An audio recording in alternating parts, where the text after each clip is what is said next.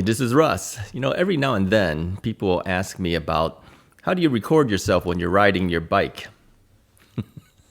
I always have to chuckle a little bit when I see those comments because I always think about, are these guys trying to start their own YouTube channels, or are they just kind of recording themselves so they can watch their rides again?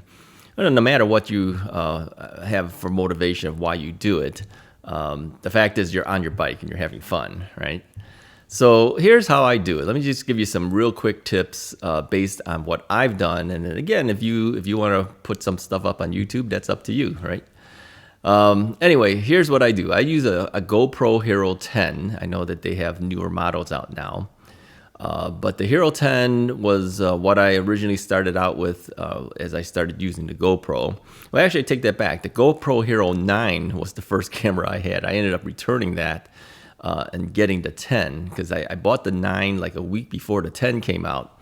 And after that came out, I said, well, forget it, man. I mean, I just bought this thing. I want the 10, right? And I also found that the 9 also had some issues with overheating and the like.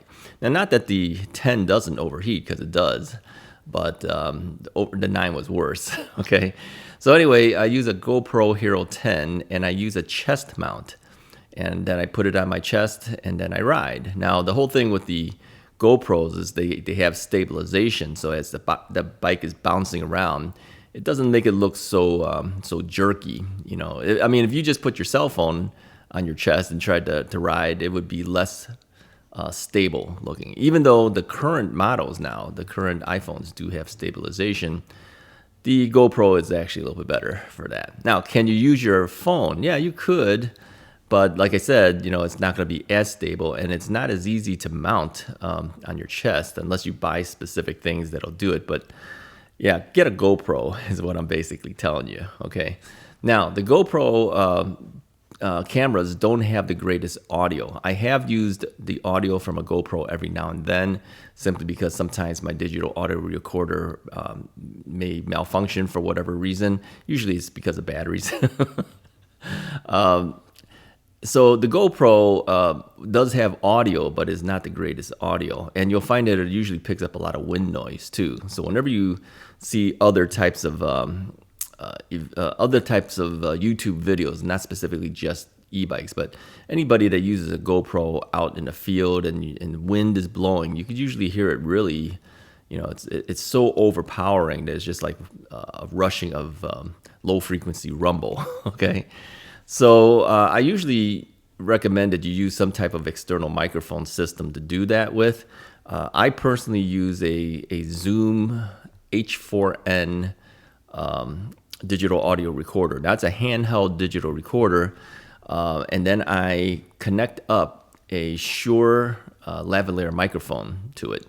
Now, the Shure microphone requires 48 volts of phantom powering, which goes through the XLR cable that gets to the microphone. And there's a transformer, okay? So the microphone goes to a transformer. The transformer is an XLR output, and that goes into the Zoom digital recorder. Now, if any of this stuff makes no sense to you, it's probably best maybe to get some other type of microphone that might be able to just plug directly into either your iPhone or something else that you could use as an audio recorder, okay? But if you want to get the best quality of sound, yeah, you have to invest in better quality microphones and better quality recorders, all right? Now, how do you synchronize the two together? Because it's separate pieces. The GoPro is a separate piece. The Zoom recorder is a separate piece. I mean, you could get there's some devices you can connect to your GoPro, so you can plug a microphone directly into that to do that. But that just makes the camera bigger, okay? And it's mounted on your chest already. So you could do it that way. They have options within GoPro's own equipment that you can buy. But I prefer to use an external recorder. So I synchronize these two separate things together through software when I'm doing my editing. So my editing is done with the Apple Final Cut Pro. I think that's what they call it. Final Cut Pro 10, I think it's called. And that's part of the Apple system. And the reason I picked that particular software is because in Apple, software, or if you buy from Apple, updates are automatically free, right? Oh, they're not automatically downloaded. Sometimes I guess they do automatically download, but I don't think so on the computers. They automatically download on my iPhone. I know that, but no, you have to. I think you have to accept the download, but it's free. All right, so you don't pay for updates. That's one of the main reasons I decided to go with the Apple editing system rather than getting something like the Premiere from Adobe. All right, because if they have updates, you got to pay for that. So I figure I pay it one time. It was kind of expensive, but then its updates are always free. So there's a function within there that allows you to synchronize your audio to your video. All right, and it's just a click of a button. All right, once you click the button, it actually synchronizes the two together, and then you get one new output of a video with the new audio on there. That's how everything is done for me. Now, like I said, you don't have to do this. You could use the built-in microphone, and if you do the built-in microphone, you're gonna have to do something to minimize the noise that happens from the wind. So what I do is I stick on a couple of things called dead cats. All right, the dead cat filter is put on the top and also in the front of the GoPro. There's two microphones there, actually. There's one in the front and one on top. All right. So you need to put that on there. Now, where do you get that? I got that from AliExpress, which is from China, okay? Because that was the cheapest place to get it. So I just looked up dead cat filter, something like that. Dead cat filter for, I think I looked it up for my older camera, was a Canon G7X Mark II.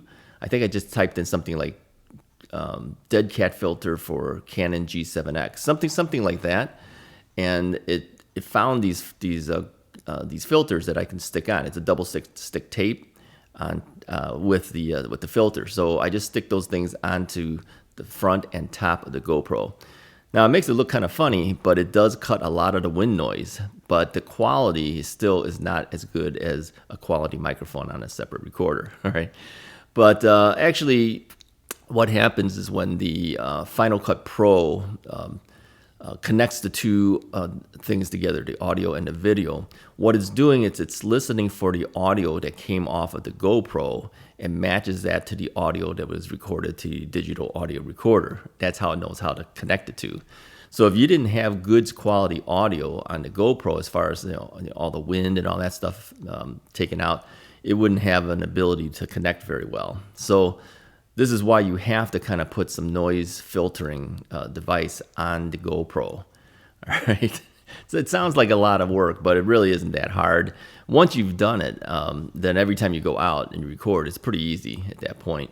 But you do have some editing to do, of course. So that's how I do it. And then when I do these recordings here, where I'm inside the house, how do I do that? Well, I have a green screen. All right. What a green screen is the background behind me is actually a big green panel, and it's actually a green panel of cloth, really, but it's stretched on a frame.